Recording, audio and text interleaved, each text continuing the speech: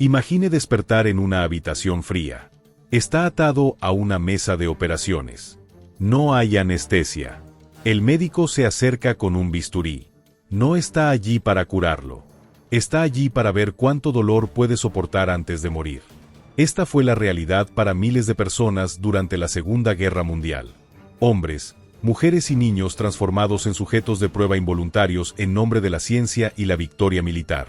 Sus historias permanecieron ocultas durante décadas, enterradas bajo archivos clasificados y la vergüenza colectiva de una humanidad que prefería no mirar directamente a este abismo de crueldad. En este video vamos a examinar uno de los capítulos más perturbadores y menos discutidos de la historia moderna: los experimentos humanos realizados durante la Segunda Guerra Mundial. No solo por la Alemania nazi, como muchos podrían pensar, sino también por Japón, la Unión Soviética e incluso los Estados Unidos y sus aliados. Es una historia difícil de contar y más difícil aún de escuchar. Pero entender esta oscuridad es fundamental para asegurarnos de que nunca volvamos a permitir que la ciencia se divorcie tan completamente de la ética, que la búsqueda del conocimiento aplaste nuestra humanidad compartida. Comencemos entendiendo el contexto que permitió que estas atrocidades ocurrieran. La Segunda Guerra Mundial no fue solo un conflicto militar convencional. Fue una guerra total donde las líneas entre combatientes y civiles se desdibujaron como nunca antes. Una guerra impulsada por ideologías extremas que deshumanizaban a grupos enteros de personas, considerándolos no solo enemigos sino inferiores, prescindibles o incluso una amenaza biológica. Bajo el régimen nazi, esta visión se manifestó en la forma del Lebensumwertes Leben o vida indigna de ser vivida, un concepto que categorizaba a ciertos grupos, particularmente judíos, gitanos, homosexuales y personas con discapacidades, como subhumanos. Esta deshumanización allanó el camino para que médicos y científicos los vieran no como pacientes a curar, sino como material de laboratorio. En Japón, la ideología del Akko-ichū, 8 esquinas del mundo bajo un mismo techo, y la creencia en la superioridad racial japonesa alimentaron actitudes similares hacia los pueblos conquistados. Especialmente los chinos, considerados como inferiores y, por lo tanto, sujetos apropiados para la experimentación. Incluso entre los aliados, prejuicios raciales y el imperativo de la victoria militar crearon contextos donde se podían justificar experimentos peligrosos en prisioneros, soldados y civiles vulnerables. Pero más allá de la ideología, había otro factor crucial. El rápido avance científico y médico de principios del siglo XX había llevado a una fe casi religiosa en la ciencia y la tecnología. Muchos médicos y científicos se veían a sí mismos como pioneros empujando las fronteras del conocimiento humano, a veces a cualquier costo. El doctor Joseph Mengele, quizás el más infame de los médicos nazis, escribió una vez: "No hay fronteras entre la ciencia y la política". Esta fusión de ciencia y Estado, donde la investigación servía principalmente a los objetivos políticos y militares, creó un entorno particularmente peligroso. Con este contexto en mente, vamos a examinar primero los experimentos realizados por la Alemania nazi, los más ampliamente documentados y discutidos. En los campos de concentración, particularmente Auschwitz, Dachau, Buchenwald y Ravensbrück, médicos alemanes llevaron a cabo una amplia gama de experimentos en prisioneros indefensos. Estos pueden dividirse en 3 categorías principales: experimentos para ayudar a la supervivencia militar alemana, experimentos para desarrollar armas y tratamientos médicos, y experimentos destinados a avanzar en las teorías raciales nazis. En la primera categoría, destacan los experimentos de hipotermia realizados en Dachau bajo la dirección del Dr. Sigmund Rascher. Buscando ayudar a los pilotos alemanes que caían en las gélidas aguas del Mar del Norte, Rascher sumergió a prisioneros en tanques de agua helada, registrando meticulosamente cuánto tiempo tardaban en morir. Otros prisioneros fueron obligados a permanecer desnudos en el frío extremo durante horas. Uno de los pocos sobrevivientes, un médico polaco llamado Władysław Dering, más tarde testificaría: "Vi hombres sumergidos en agua helada hasta que sus órganos internos podían ser monitoreados para registrar la disminución de la temperatura corporal". Nadie sobrevivió estos experimentos. Rascher también condujo experimentos de presión atmosférica, colocando prisioneros en cámaras de baja presión para simular condiciones a grandes altitudes. Los prisioneros sufrían convulsiones, se les reventaban los pulmones o simplemente explotaban por la presión interna. Testigos reportaron que Rascher diseccionaba los cerebros de las víctimas mientras aún vivían para examinar las burbujas de aire formadas en sus vasos sanguíneos. En Buchenwald, el Dr. Karl Baernet experimentó con tratamientos hormonales destinados a curar la homosexualidad, implantando glándulas artificiales en prisioneros homosexuales y administrándoles dosis masivas de hormonas masculinas, causando agonía y, en muchos casos, la muerte. En la categoría de desarrollo de armas y tratamientos, los experimentos con gas mostaza y fosgeno en Natisweiler-Struthof buscaban encontrar antídotos para estos agentes químicos. Prisioneros eran deliberadamente expuestos a estos gases venenosos, sufriendo quemaduras químicas horribles, ceguera y daños pulmonares irreversibles. En Buchenwald y Natzweiler, los médicos de las SS infectaron deliberadamente a prisioneros con agentes patógenos como tifus, cólera y viruela para probar posibles vacunas. La mayoría de estos experimentos resultaron en tasas de mortalidad extremadamente altas.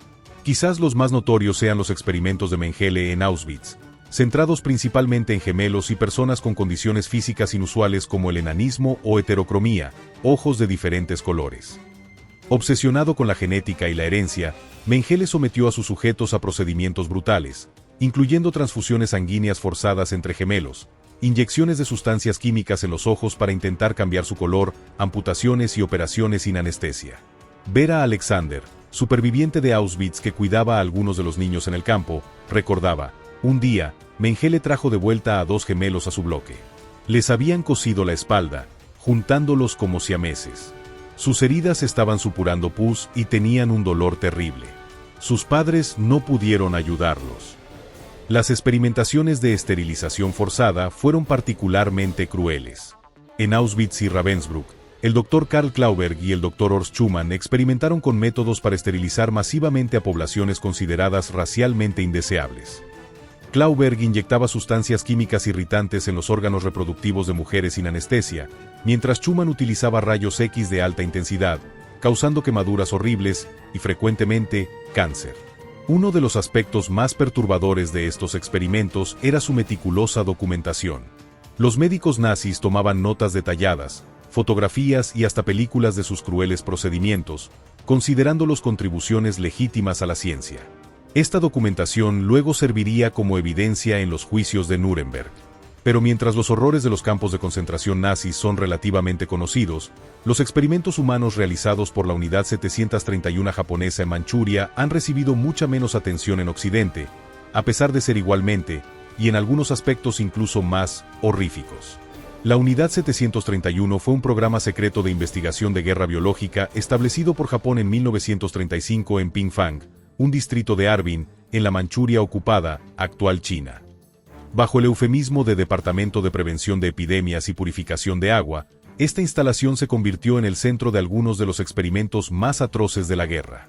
Dirigida por el microbiólogo Siri Xie, la Unidad 731 utilizaba principalmente prisioneros chinos, pero también coreanos, rusos, americanos y otros prisioneros de guerra. Los japoneses se referían a sus sujetos como maruta o troncos, deshumanizándolos completamente. Los experimentos de la Unidad 731 se centraron principalmente en el desarrollo de armas biológicas efectivas. Investigadores infectaban deliberadamente a prisioneros con enfermedades como peste bubónica, antrax, cólera y tifus, a menudo a través de medios brutales como forzar a los prisioneros a ingerir agua contaminada o exponerlos a pulgas infectadas. Toshimi Mizoguchi, un exmiembro de la Unidad 731, describió años después: los infectados con peste desarrollaban fiebre alta, todo su cuerpo se hinchaba, las glándulas linfáticas en particular se inflamaban como pelotas de tenis, supurando pus amarillo. Se retorcían de dolor hasta que morían. La experimentación con armas de guerra biológica llevó a ataques reales contra la población civil china. La Unidad 731 desarrolló bombas de cerámica llenas de pulgas infectadas con peste, que fueron lanzadas sobre varias ciudades chinas, causando brotes que mataron a miles. Particularmente horribles eran las vivisecciones realizadas sin anestesia. Los médicos abrían a prisioneros vivos para estudiar los efectos de las enfermedades en órganos internos. Algunos prisioneros tenían extremidades amputadas para estudiar el shock y la pérdida de sangre, mientras otros tenían órganos extraídos para observar el impacto. Estas vivisecciones a menudo se realizaban en prisioneros conscientes, bajo el argumento de que la anestesia podría afectar los resultados. La Unidad 731 también realizó experimentos de descompresión, donde prisioneros eran colocados en cámaras con presión reducida hasta que sus ojos se salían de sus órbitas. Otros experimentos incluían congelar y descongelar extremidades repetidamente hasta que la carne se desprendía del hueso, exponer prisioneros a temperaturas extremas para estudiar la hipotermia. usar humanos para probar lanzallamas y granadas, y estudiar los límites del cuerpo humano mediante privación de comida y agua. Especialmente perturbadores fueron los experimentos con mujeres embarazadas, algunas deliberadamente infectadas con enfermedades venéreas para estudiar la transmisión de madre a hijo. Hay informes de fetos extraídos del útero para experimentación. Se estima que al menos 3.000 personas murieron directamente en experimentos dentro de la Unidad 731, pero el número de víctimas de las armas biológicas desarrolladas y probadas por la unidad en la población china podría superar los 200.000. A diferencia de los médicos nazis, que fueron juzgados por sus crímenes en Nuremberg, los miembros de la Unidad 731 nunca enfrentaron justicia internacional.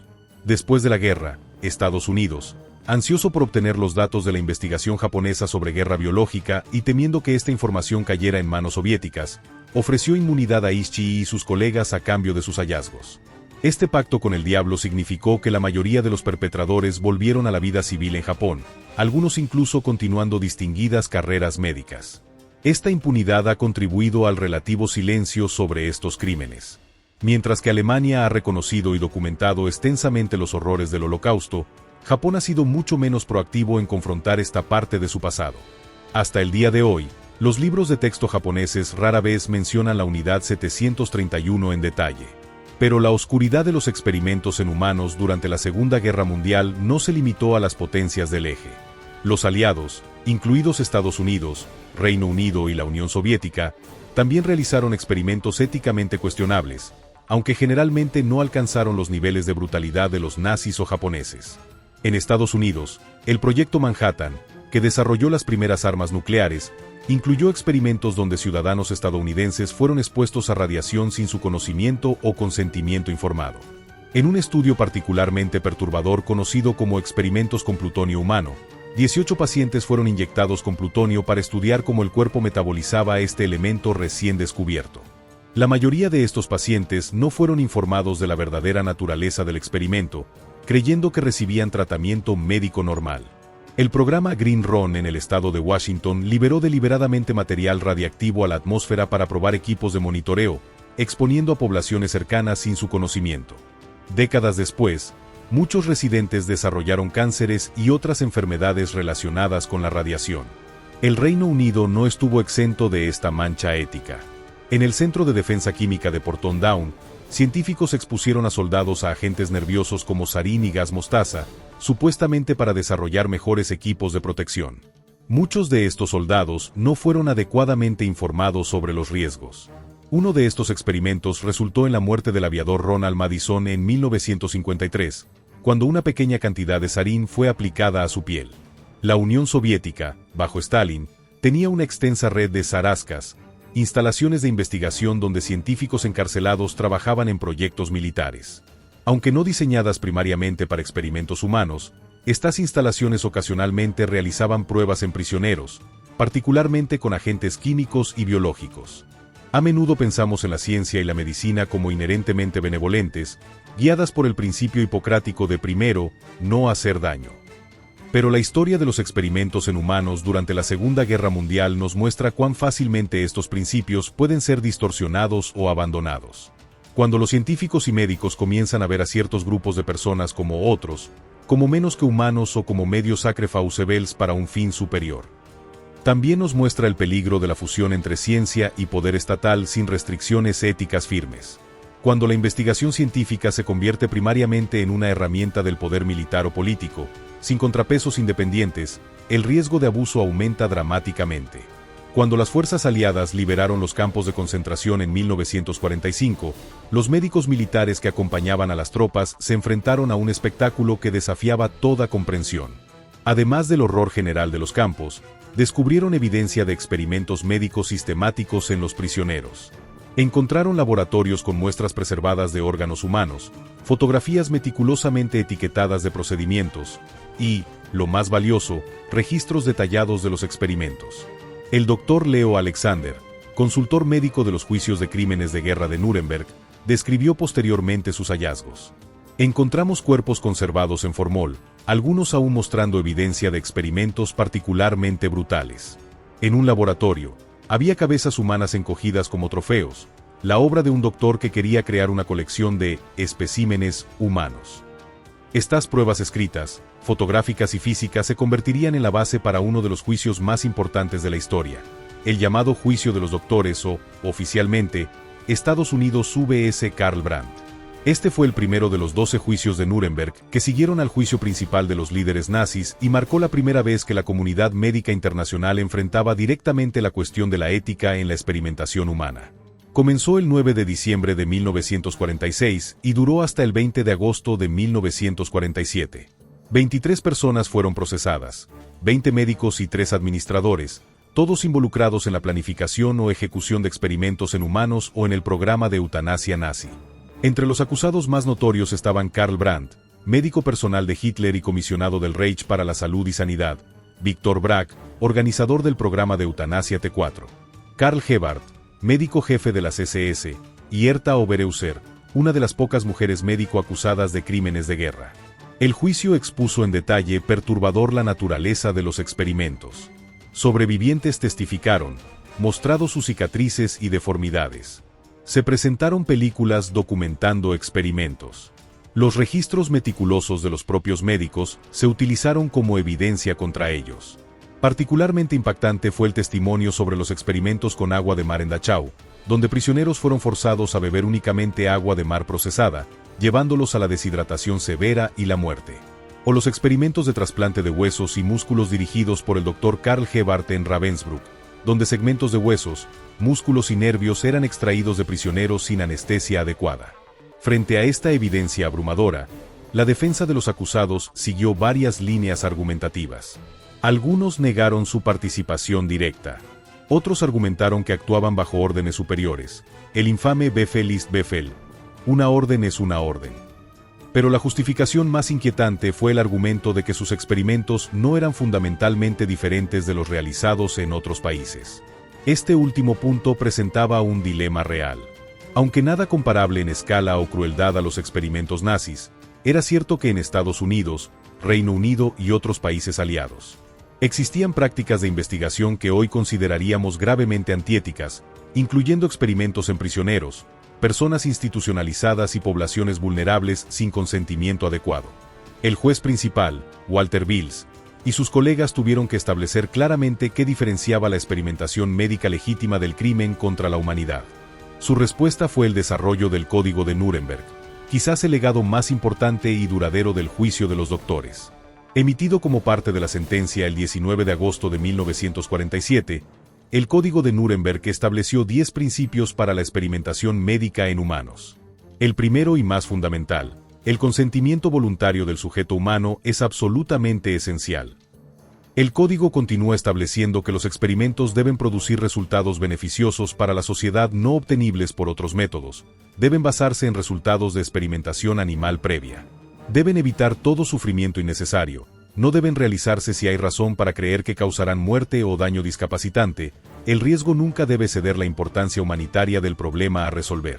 Deben tomarse precauciones adecuadas. Solo personas científicamente calificadas deben conducir los experimentos, los sujetos deben tener libertad para terminar el experimento en cualquier momento. Y los científicos deben estar preparados para terminar el experimento si hay razón para creer que podría resultar en daño, discapacidad o muerte del sujeto. Este código, aunque no legalmente vinculante en sí mismo, sentó las bases para todas las regulaciones posteriores sobre ética en investigación humana. Por primera vez, estableció claramente que el fin científico no justifica cualquier medio, que los derechos del individuo no pueden ser subordinados completamente a los supuestos beneficios para la sociedad, y que los científicos y médicos tienen responsabilidad personal por la ética de sus acciones, independientemente de las circunstancias políticas o las órdenes recibidas. De los 23 acusados en el juicio de los doctores, 7 fueron sentenciados a muerte y ejecutados, 9 recibieron penas de prisión de entre 10 años y cadena perpetua, y 7 fueron absueltos. Sin embargo, la justicia fue mucho más elusiva para las víctimas de la Unidad 731 japonesa. Como mencionamos anteriormente, después de la guerra, el gobierno estadounidense, preocupado por la creciente Guerra Fría con la Unión Soviética, hizo un cálculo estratégico controvertido. Ofreció inmunidad al general Sirishchi y sus principales colaboradores a cambio de sus datos de investigación sobre guerra biológica. Este acuerdo, formalizado en 1948, significó que ninguno de los principales responsables de la Unidad 731 enfrentó juicio internacional. Los soviéticos realizaron su propio juicio en Jabárovsk en 1949 contra 12 miembros de la unidad que habían sido capturados en Manchuria, pero los principales líderes permanecieron protegidos por el acuerdo con Estados Unidos. El contraste entre el tratamiento a los médicos nazis y a los médicos japoneses subraya las complejas realidades políticas de la posguerra. Mientras la justicia para las víctimas alemanas, aunque imperfecta, fue perseguida públicamente, las víctimas de la experimentación japonesa fueron efectivamente silenciadas por décadas, sus sufrimientos subordinados a los cálculos geopolíticos de la Guerra Fría. Esta disparidad continuó en cómo ambos países lidiaron históricamente con estos crímenes. Alemania ha reconocido ampliamente los crímenes médicos nazis, incluyéndolos en su educación pública y memoriales. Japón, en contraste, ha sido mucho más reticente a confrontar plenamente esta parte de su historia. El historiador Sheldon Harris, autor de Fábricas de Muerte, señaló: los alemanes han hecho un valiente intento de enfrentar sus errores históricos. Los japoneses han elegido activamente no hacerlo. Esta diferencia se refleja incluso en la conciencia pública global. Mientras que nombres como Mengele son ampliamente reconocidos como símbolos de maldad médica, figuras como Sirischir permanecen relativamente oscuras fuera de los círculos académicos o en los países directamente afectados por sus crímenes. Mientras tanto, las revelaciones sobre experimentos éticamente cuestionables realizados por los aliados emergieron más gradualmente. A diferencia de los juicios públicos de Nuremberg, muchos de estos experimentos permanecieron clasificados durante décadas, revelándose solo a través de investigaciones periodísticas, comisiones gubernamentales tardías, o cuando los archivos finalmente se desclasificaron. En Estados Unidos, los experimentos con radiación en humanos permanecieron mayormente secretos hasta la década de 1980, cuando activistas y periodistas comenzaron a descubrir su alcance. En 1995, el Comité Asesor sobre Experimentos de Radiación en Humanos, establecido por el presidente Clinton, finalmente documentó más de 4.000 experimentos separados que habían expuesto a estadounidenses a radiación sin su conocimiento o consentimiento completo. Entre los más notorios estaban los estudios con radiación llevados a cabo en niños institucionalizados y niños con discapacidades mentales. En el Fernald State School en Massachusetts, entre 1946 y 1956, investigadores del MIT y Harvard administraron isótopos radiactivos a niños en su comida, diciéndoles que estaban en un club de ciencia especial. En el Willowbrook State School en Nueva York, niños con discapacidades intelectuales fueron deliberadamente infectados con hepatitis para estudiar la enfermedad. Estos y otros ejemplos similares demuestran que, aunque no comparables con los horrores sistemáticos de los campos de concentración, incluso las democracias liberales no fueron inmunes a la tentación de subordinar los derechos individuales y el consentimiento informado a lo que se percibía como el bien mayor o la seguridad nacional. La diferencia crucial, sin embargo, es que eventualmente estos abusos fueron expuestos, investigados y condenados por las propias sociedades democráticas, llevando a reformas significativas en la práctica y la supervisión de la investigación humana. El legado más importante del Código de Nuremberg ha sido su influencia en el desarrollo de protecciones modernas para sujetos humanos en investigación médica. En 1964, la Asociación Médica Mundial adoptó la Declaración de Helsinki, que expandió los principios de Nuremberg y ha sido revisada regularmente desde entonces para abordar nuevos desafíos éticos. En Estados Unidos, la revelación del estudio Tuskegee sobre sífilis, donde hombres afroamericanos con sífilis fueron observados sin tratamiento durante décadas. Incluso después de que la penicilina estuviera disponible, llevó al informe Belmont de 1979, que estableció principios fundamentales para la ética en investigación, respeto por las personas, beneficencia y justicia. Estos principios se tradujeron en regulaciones federales que requieren que toda investigación con humanos sea revisada por comités de ética institucional, que el consentimiento informado sea obtenido, y que los riesgos para los participantes sean minimizados y razonables en relación con los beneficios anticipados. Internacionalmente, documentos como las Pautas Éticas Internacionales para la Investigación Biomédica en Seres Humanos del Consejo de Organizaciones Internacionales de Ciencias Médicas, CIOMS, y la Convención de Oviedo del Consejo de Europa han fortalecido las protecciones para participantes en investigación, especialmente para poblaciones vulnerables. Pero más allá de las regulaciones formales, los horrores de los experimentos de la Segunda Guerra Mundial han influido profundamente en la cultura de la ciencia y la medicina. El juramento hipocrático tradicional de primero, no hacer daño ha sido reforzado con una conciencia más aguda de cómo incluso las mejores intenciones científicas pueden llevar a abusos cuando no están templadas por un respeto fundamental por los derechos humanos individuales. Sin embargo, Sería ingenuo sugerir que los problemas éticos en la investigación humana terminaron con estas regulaciones. Nuevos desafíos y dilemas continúan surgiendo. La investigación financiada por países desarrollados que se realiza en países en desarrollo, donde la supervisión regulatoria puede ser menos rigurosa, plantea preocupaciones sobre posible explotación. El consentimiento informado sigue siendo problemático en poblaciones con baja alfabetización o acceso limitado a atención médica. La investigación genética, la edición del genoma y la inteligencia artificial presentan nuevas fronteras éticas para las que los marcos existentes pueden ser inadecuados. Casos como el estudio Kemri-Wellcome en Kenia, donde surgieron preocupaciones sobre si los participantes rurales realmente entendían a lo que consentían, o controversias sobre ensayos clínicos realizados por compañías farmacéuticas en regiones con regulación laxa, demuestran que la tensión entre el avance científico y la protección de sujetos humanos continúa. El legado de los experimentos de la Segunda Guerra Mundial nos recuerda que la vigilancia ética debe ser constante, que los científicos y médicos deben ser educados no solo en metodología sino en ética, y que la sociedad en general debe mantener supervisión sobre la investigación científica, especialmente cuando involucra sujetos humanos vulnerables. Pero más allá de su impacto en regulaciones y prácticas, estos eventos históricos también dejaron un legado humano profundo. Para los sobrevivientes de estos experimentos, las consecuencias físicas y psicológicas duraron toda la vida. Eva Moses-Kor, quien junto con su hermana gemela Miriam sobrevivió a los experimentos de Mengele en Auschwitz, dedicó gran parte de su vida a hablar sobre sus experiencias. Describió cómo, a los 10 años, fue separada de su familia al llegar a Auschwitz. Sus padres y hermanas mayores fueron enviados directamente a las cámaras de gas y sometida a experimentos brutales. 3 veces por semana nos llevaban a un laboratorio completamente desnudas, donde nos medían cada parte del cuerpo y comparaban los datos. Nos sacaban tanta sangre que nos desmayábamos. Una vez, recibí una inyección que me causó fiebre muy alta. Mengele miró mi historial y dijo, «Qué lástima, es tan joven, tiene solo 2 semanas de vida, punto». Eva sobrevivió contra todo pronóstico, pero los efectos de los experimentos la persiguieron. Su hermana Miriam sufrió daño renal permanente, eventualmente muriendo por problemas relacionados. Innumerables otros sobrevivientes experimentaron complicaciones médicas de por vida, desde infertilidad por experimentos de esterilización hasta problemas cardíacos, pulmonares y neurológicos por exposición a sustancias tóxicas o condiciones extremas. El trauma psicológico fue igual de duradero. Muchos sobrevivientes reportaron pesadillas recurrentes, flashbacks, depresión severa y dificultad para confiar en profesionales médicos años o décadas después.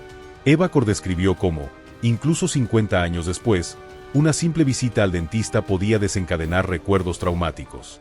Para los pocos sobrevivientes de los experimentos de la Unidad 731, el trauma fue exacerbado por décadas de silencio oficial. Chen Beigang, quien sobrevivió a experimentos con Anthrax, comentó en una rara entrevista, «Durante años, nadie creía nuestras historias. Nos llamaban mentirosos o locos. Eso fue casi tan doloroso como los experimentos mismos».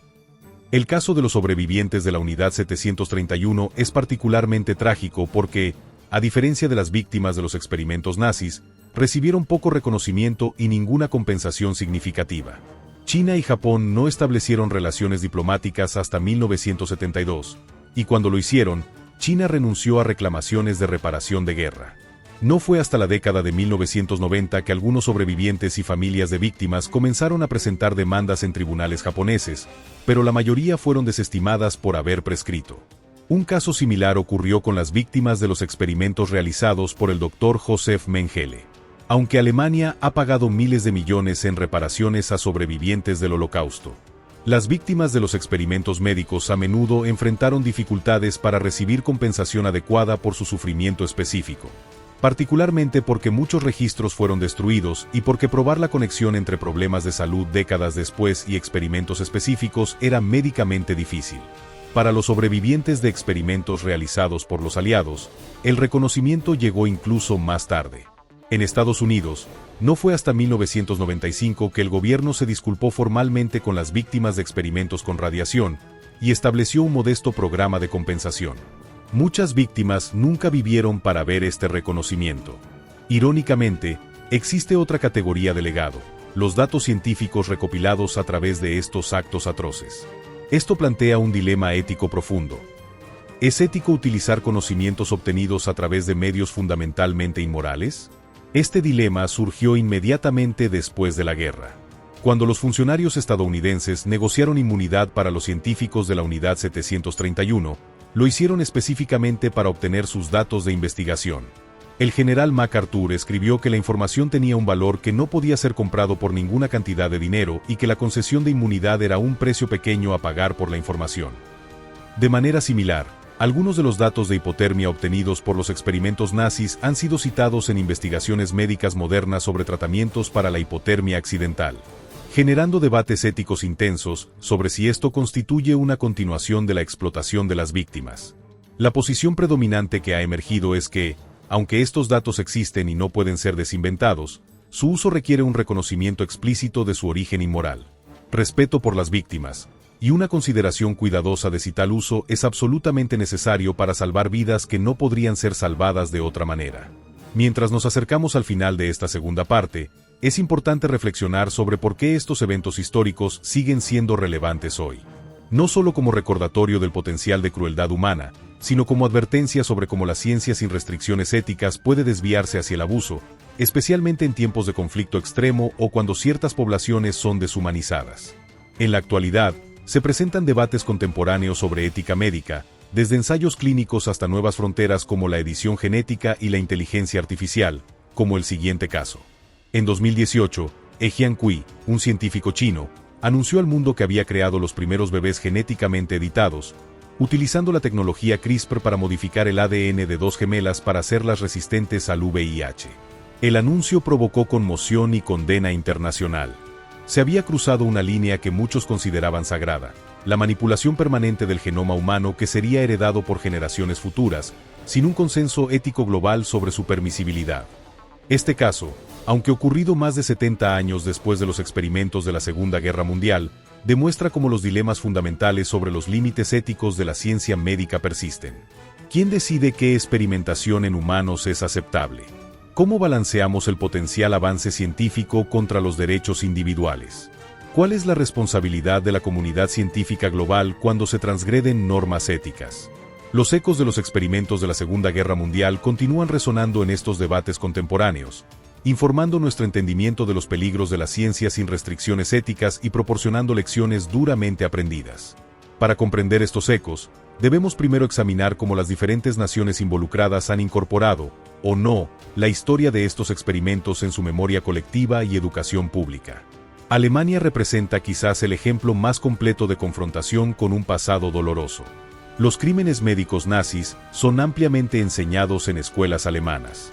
Memoriales y museos como la Casa de la Conferencia de Wannsee y exposiciones permanentes en antiguos campos de concentración documentan estos abusos. Las facultades de medicina alemanas incluyen específicamente cursos sobre los crímenes médicos del periodo nazi y sus implicaciones éticas. La Cámara Médica Federal Alemana emitió en 2012 una disculpa formal por el papel de los médicos durante el régimen nazi, declarando: reconocemos la participación sustancial y significativa de médicos en los crímenes, injusticias y sufrimiento infligidos a innumerables personas bajo el nacionalsocialismo y expresamos nuestro profundo pesar, vergüenza y remordimiento. Este proceso de reconocimiento nacional ha sido facilitado por el hecho de que la Alemania moderna se ha definido explícitamente en oposición al régimen nazi. El rechazo del pasado nazi es parte integral de la identidad nacional contemporánea alemana. Japón, en contraste, ha demostrado mucha más ambivalencia hacia su pasado imperial. La historia de la Unidad 731 recibe mención mínima en los libros de texto japoneses, y no existen memoriales nacionales significativos dedicados a sus víctimas. Cuando el Museo Municipal de la Paz de Osaka incluyó una pequeña exhibición sobre la Unidad 731 en 2015, enfrentó presión política para removerla. Esta reluctancia tiene raíces complejas en la política japonesa de posguerra. A diferencia de Alemania, donde hubo una ruptura clara con el régimen nazi, Japón mantuvo mayor continuidad institucional. El emperador Hirohito permaneció como figura ceremonial, y muchos oficiales de alto rango continuaron en posiciones de influencia. La narrativa dominante ha tendido a retratar a Japón principalmente como víctima de los bombardeos atómicos, más que como perpetrador. El historiador Yoshiaki Yoshimi, quien ha documentado extensivamente los crímenes de guerra japoneses, observa: Japón nunca ha experimentado realmente una confrontación honesta con su pasado imperial del tipo que ocurrió en Alemania. Sin embargo, esta situación ha comenzado a cambiar gradualmente. En 1993, tras décadas de negación oficial, el gobierno japonés finalmente reconoció la existencia de la Unidad 731. En 2018, la Corte Suprema de Japón reconoció oficialmente la existencia de experimentos en humanos, aunque en un caso que rechazaba compensación para las víctimas. Historiadores y activistas japoneses continúan presionando por mayor reconocimiento, a menudo enfrentando considerable resistencia. Estados Unidos presenta un caso intermedio. Los experimentos con radiación y otros estudios éticamente problemáticos han sido reconocidos oficialmente a través de comisiones, como el Comité Asesor sobre Experimentos de Radiación en Humanos y la Comisión Presidencial para el Estudio de Cuestiones Bioéticas, que investigó el estudio Tuskegee y otros abusos. Las disculpas presidenciales formales fueron emitidas a las víctimas de varios de estos estudios. Sin embargo, la decisión de ofrecer inmunidad a los científicos de la Unidad 731 a cambio de sus datos de investigación ha recibido mucho menos reconocimiento oficial. Esta parte de la historia estadounidense raramente aparece en libros de texto escolares o narrativas populares sobre la posguerra. El contraste en cómo diferentes naciones han abordado estos eventos históricos refleja diferencias más amplias en cómo las sociedades confrontan aspectos vergonzosos de su pasado. También subraya cómo la memoria histórica no es simplemente un registro pasivo de eventos, sino un proceso activo influenciado por consideraciones políticas, identidades nacionales y relaciones internacionales. Esta variación en el reconocimiento y la memoria tiene implicaciones reales para la educación médica y científica contemporánea. En instituciones donde estas historias son enseñadas explícitamente, pueden servir como poderosas advertencias sobre los peligros de subordinar la ética al progreso científico o a imperativos políticos /militares.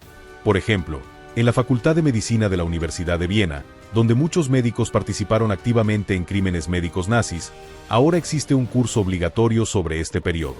El profesor Erwin Check, quien lo enseña, explica: no asumimos que nuestros estudiantes estén inherentemente inmunizados contra las tentaciones que llevaron a sus predecesores a cometer atrocidades.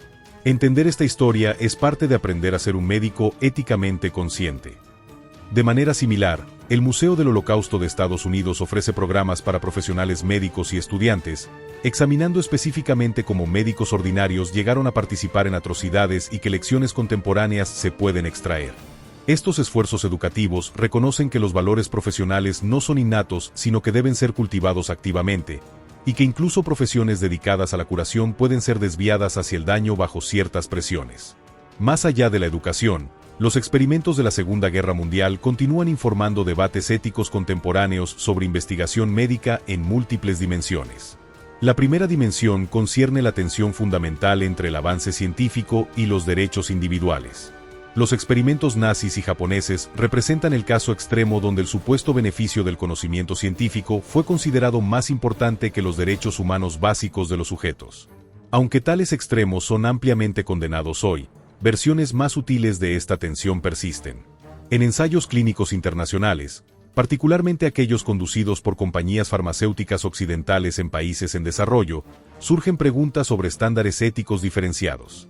Por ejemplo, el uso de placebos en lugar de tratamientos existentes en regiones donde los participantes tienen acceso limitado a atención médica plantea preocupaciones sobre explotación de poblaciones vulnerables en nombre del rigor científico. Casos como el ensayo de Trovan por Pfizer durante un brote de meningitis en Nigeria en 1996, donde surgieron alegaciones de consentimiento inadecuado y daño a los participantes, o controversias sobre ensayos de prevención de VIH en África, demuestran que balancear el avance científico contra la protección de sujetos humanos sigue siendo un desafío. La segunda dimensión relevante es la cuestión del consentimiento informado, principio fundamental establecido en Nuremberg. Mientras que el consentimiento es ahora universalmente reconocido como requisito, su implementación significativa sigue siendo problemática en ciertos contextos. ¿Qué constituye consentimiento informado cuando los participantes tienen bajos niveles de educación científica o médica? ¿Cómo aseguramos consentimiento genuino cuando existe una dinámica de poder significativa entre investigadores y participantes? El consentimiento es suficiente cuando la desesperación económica o médica puede efectivamente coercionar participación. Estos desafíos son particularmente agudos en investigación genética y de biobancos, donde las implicaciones a largo plazo de donar material genético pueden ser difíciles de comunicar plenamente, incluso a participantes educados. La tercera dimensión relevante concierne la tentación persistente de exenciones éticas durante emergencias. Durante los experimentos de la Segunda Guerra Mundial, la emergencia de la guerra sirvió como justificación para suspender normas éticas usuales. Esta lógica de excepción continúa apareciendo en debates contemporáneos. Durante la pandemia de COVID-19, por ejemplo, surgieron debates sobre acelerar ensayos clínicos, reducir requisitos de consentimiento para ciertas intervenciones, o implementar estrategias como desafíos humanos, infectar deliberadamente a voluntarios, que normalmente no serían consideradas éticamente aceptables. Aunque la gravedad de la emergencia es real, la historia nos advierte sobre los peligros de crear precedentes donde la ética puede ser fácilmente subordinada a la urgencia percibida. Como el bioético Arthur Caplan ha observado, la historia de la investigación médica está llena de emergencias que justificaron comprometer estándares éticos, solo para descubrir después que la emergencia fue exagerada o que los compromisos éticos perduraron mucho después de que la emergencia terminó. Finalmente, los experimentos de la Segunda Guerra Mundial resuenan poderosamente en debates sobre nuevas tecnologías médicas que desafían nuestros marcos éticos existentes. La edición genética germinal, que afecta a generaciones futuras, mencionada al principio de esta sección, es un ejemplo perfecto. Otros incluyen neuromodulación avanzada que podría alterar personalidad o comportamiento, técnicas de reproducción que desafían conceptos tradicionales de parentesco, y aplicaciones de inteligencia artificial en decisiones médicas que podrían perpetuar sesgos existentes o crear nuevas formas de discriminación. En cada caso, la historia de los experimentos de la Segunda Guerra Mundial nos recuerda la necesidad de robusto escrutinio ético antes, no después, de que nuevas capacidades tecnológicas sean implementadas. Como dijo el filósofo Hans Jonas, los errores en la gestión de los asuntos ordinarios de la vida son siempre corregibles. Pero los errores en la gestión de lo último y lo máximo no son perdonables. Este punto es particularmente importante porque muchas tecnologías emergentes están siendo desarrolladas en entornos comerciales competitivos o dentro de rivalidades geopolíticas que pueden presionar hacia la implementación rápida sobre la consideración ética cuidadosa. La carrera por ser el primero en campos como la edición genética o la inteligencia artificial médica recuerda inquietantemente la competencia entre naciones durante la Segunda Guerra Mundial por armas biológicas o conocimientos médicos con aplicaciones militares. Más allá de estos debates específicos, la historia de los experimentos de la Segunda Guerra Mundial también informa nuestra comprensión de la responsabilidad profesional en medicina y ciencia. Los médicos nazis y japoneses no eran monstruos obvia e inherentemente malvados. Eran profesionales educados que gradualmente normalizaron lo impensable a través de una serie de compromisos éticos incrementales. Esta realización ha llevado a un énfasis mayor en la ética como habilidad activa que debe ser desarrollada y mantenida, no simplemente un conjunto de reglas a seguir. Como el médico y bioeticista Guy Katz argumentó, la lección más importante de Nuremberg es que los médicos y científicos deben desarrollar la capacidad del testigo interno, una voz de conciencia que cuestiona las propias acciones incluso cuando están respaldadas por autoridad, pares o precedente. Esta lección ha llevado a cambios en cómo enseñamos ética a profesionales médicos y científicos. En lugar de simplemente memorizar códigos de conducta, muchos programas ahora enfatizan el razonamiento ético, el reconocimiento de sesgos personales, y la capacidad de resistir presiones institucionales para comprometer principios éticos. No olvidemos tampoco el impacto duradero que estos eventos históricos han tenido en la confianza pública en la medicina y la ciencia, particularmente entre que fueron específicamente victimizadas. En Estados Unidos, por ejemplo, el estudio Tuskegee sobre sífilis, donde hombres afroamericanos fueron dejados sin tratamiento durante décadas, sigue contribuyendo a la desconfianza hacia instituciones médicas en comunidades negras. De manera similar, en comunidades indígenas alrededor del mundo, memorias de experimentación médica no consensual informan actitudes contemporáneas hacia investigadores y profesionales médicos. Reconocer esta desconfianza y trabajar activamente para repararla es una responsabilidad continua para instituciones médicas y científicas. Algunos esfuerzos notables en esta dirección incluyen el programa de bioética para comunidades indígenas de la Universidad de Washington, que trabaja con tribus nativas americanas para desarrollar protocolos de investigación culturalmente apropiados, y la Iniciativa de Participación Comunitaria de los Institutos Nacionales de Salud, que busca construir relaciones de confianza con comunidades históricamente marginadas. Estos esfuerzos reconocen que la confianza, una vez perdida a través de abusos históricos, no puede ser simplemente reclamada, sino que debe ser reconstruida activamente a través de prácticas transparentes, inclusivas y respetuosas. A medida que avanzamos hacia el futuro, Las historias de los experimentos humanos durante la Segunda Guerra Mundial nos ofrecen varias lecciones duraderas que siguen siendo vitalmente relevantes. Primero, que la ciencia y la medicina no son inherentemente morales simplemente por buscar conocimiento o curación. Sin restricciones éticas robustas, incluso profesiones dedicadas al bienestar humano pueden convertirse en instrumentos de daño terrible.